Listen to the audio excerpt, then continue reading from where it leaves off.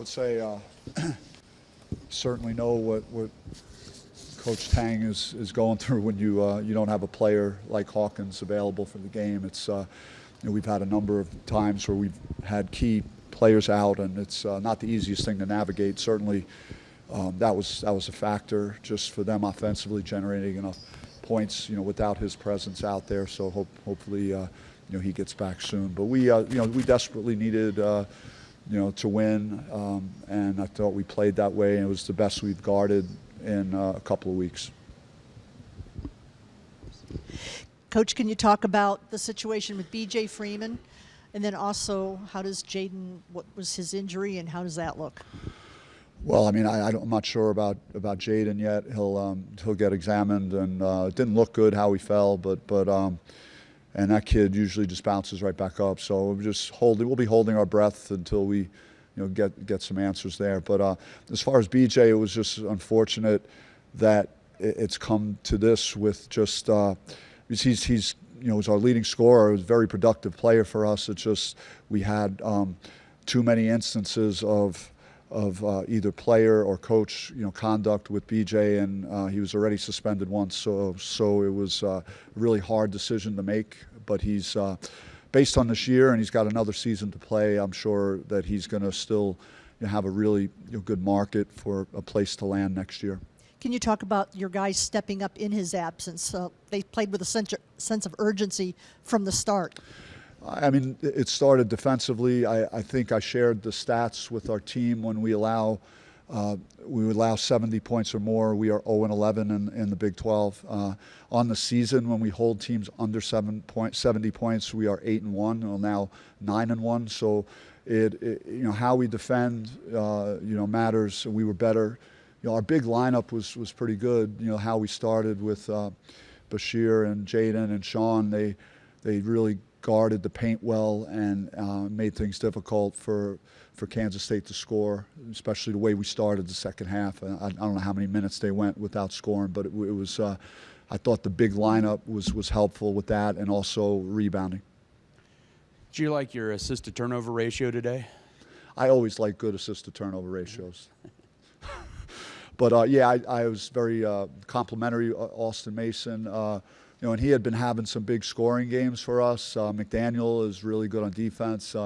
Really made it tough for him to get a lot of great looks, but he had 8 assists, so that was really good.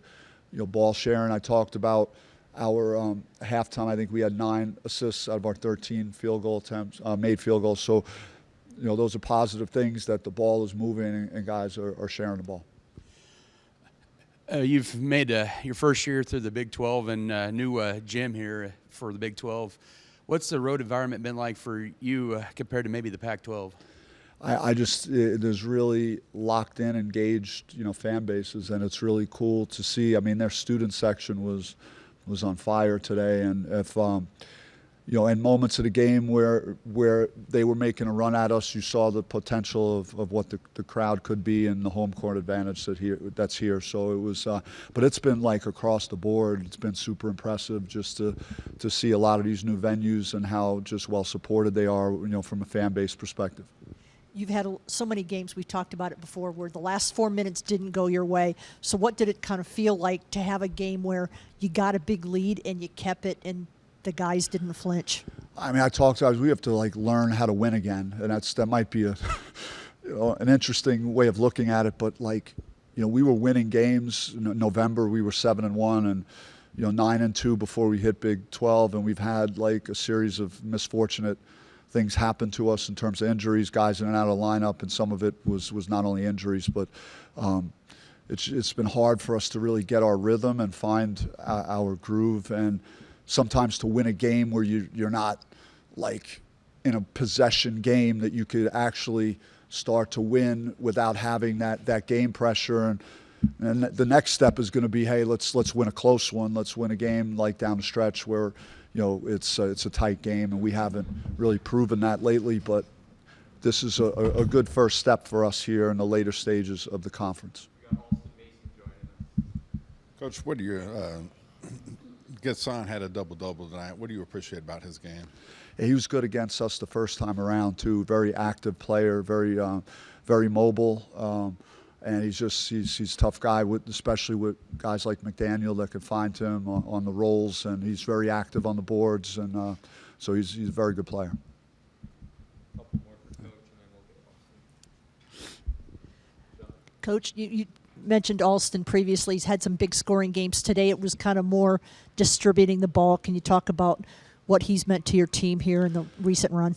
It was very unselfish, and he wants to win. And even in one of our huddles, late in the middle of the second half or so, he said, "Hey, I'm being face guarded by McDaniel, so I'll ball screen for anybody. I'll set a screen for you guys, and there's going to be no help there." So that's not like a player coming in the huddle say, "Hey, Hurley, could you get a couple screens for me to get this guy off me so I could get the ball?" He was more talking about his teammates. So that's what a point guard should do, and be a leader and play the right way and unselfishly. And some nights, Mace will be able to put some numbers up, big numbers scoring, but tonight he just did a good job of running our team and playing defense.